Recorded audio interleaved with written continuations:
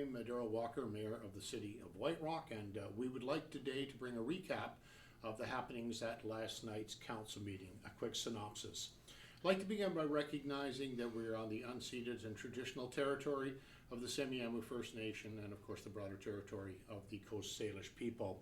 Last night was a busy night for us. I think the highlight was being joined by 3 local volunteer photographers, Christy Fox, Corey Kritkos, and Donna Woodridge, whose photographs of our beautiful city by the sea have been featured in some of our local newspapers and also on social media.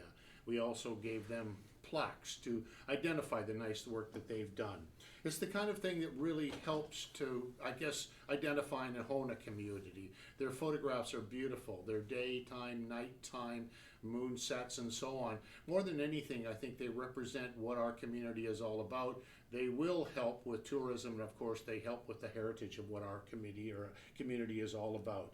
If you know of others in the community that are also doing this kind of work, please be aware. These civic ambassadors, as we call them, doing similar work, let us know. They really are the people that we want to highlight in our community. Whether it's photography or any kind of art, please let us know that. And now my co-host today, Councillor Scott Kristjanson, will bring you up to speed on last night's highlights. Councillor? Thank you, Mayor Walker, and it was a pleasure to see those photographers in council yesterday. Thank you very much for recognizing their efforts. Before I review last night's meeting, I wanted to offer a reminder that complete council meeting summaries are available on the city's website, as are council meeting recordings. Key business highlights from last night's meeting. Number 1, council endorsed a requested change in location of the 2022 White Rock Pride event. White Rock Pride Day is now to be held on Saturday, July 23rd at the Miramar Village Plaza and will be organized by the White Rock Pride Society. Activities are tentatively scheduled to run from 11 a.m. to 5 p.m. More event info to come as the date approaches. Next, Council gave final adoption of the zoning amendment bylaw, which advances the development process of a 6-story, 80-unit rental building on the southwest corner of First Street and Russell Avenue. The next steps of the project is for staff to bring forward the major development permit to a future council meeting. Next, Council received recommendations from the Housing Advisory Committee regarding the Affordable Housing Strategy and Action Plan. 2 of the recommendations were endorsed by Council.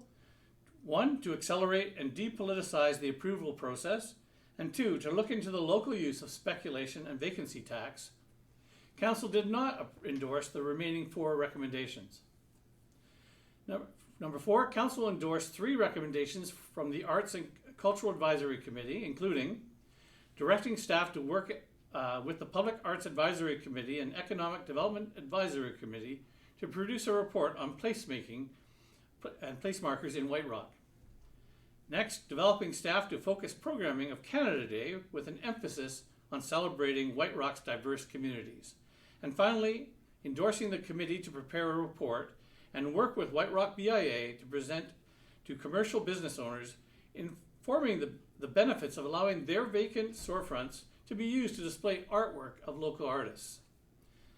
Those are this week's highlights. I will now pass it back to Mayor Walker. Thank you very much, Councillor Kristjanson.